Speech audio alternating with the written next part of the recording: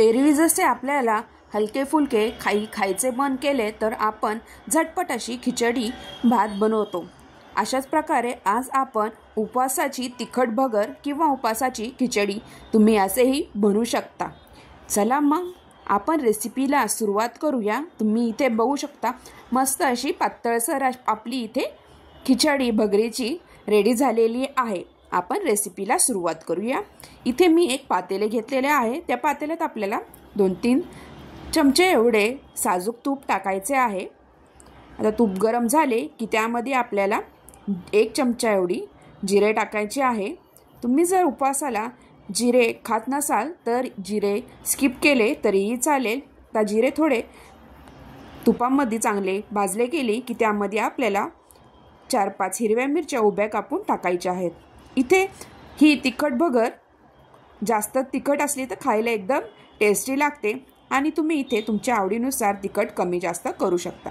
आता इथे मी एक बटाटा बारीक चिरून घेतलेला आहे। आता इथे आपल्याला थोडासा बटाटा शिजवून घ्यायचा आहे। त्यासाठी इथे आपल्याला थोडंसं इथे मीठ टाकायचे आहे।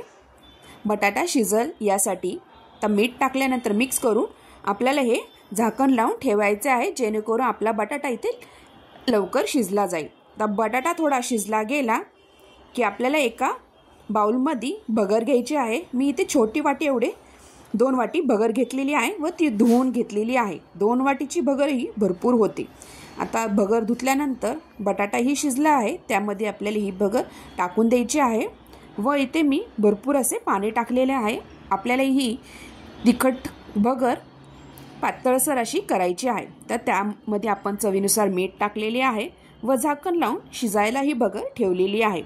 आता तुम्ही बघा मस्त अशी पातळसर आपली इथे भगर रेडी झालेली आहे। तुम्ही मस्तपैकी गरम गरम नुसतीही खाऊ शकता किंवा तुम्ही यासोबत उपवासाची आमटीही करू शकता। आता यामध्ये त्याच वाटीने छोटी वाटी मी इथे शेंगदाण्याचा कूट टाकलेला आहे।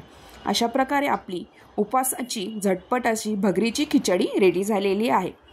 तुम्हाला ही रेसिपी कशी वाटली नक्की कमेंटद्वारा कळवा व अशा नवरात्रीच्या दिवशी तुम्ही तिखट भगर पातळसर अशी करून व पोटभर असा आपला उपवासाचा फराळही होतो। तुम्ही नक्की ट्राय करून बघा व अशा प्रकारे तुम्ही हा व्हिडिओ शेवटपर्यंत बघितल्याबद्दल तुम्हा सगळ्यांचे खूप खूप धन्यवाद। आणि हो, व्हिडिओला लाईक आणि छानशी अशी कमेंटही करत जा। आणि जर तुम्ही माझ्या चॅनलवर नवीन असाल तर प्लीज चॅनलला सबस्क्राईब करा आणि बेल आयकॉनवर क्लिक करा, जेणेकरून तुम्हाला माझ्या चॅनलवर अशाच नवीन नवीन रेसिपीज बघायला भेटतील। ह्या नवरात्रीला अशी तुम्ही भगरीची खिचडी नक्की ट्राय करून बघा। ह्यासोबत आमटीची कशाचीही गरज लागत नाही। मस्त अशी तुम्ही नुसतीही तिखट भगर करून खाऊ शकता। अशा प्रकारे तुम्ही हा व्हिडिओ शेवटपर्यंत बघितल्याबद्दल तुम्हा सगळ्यांचे खूप खूप धन्यवाद। थँक्यू।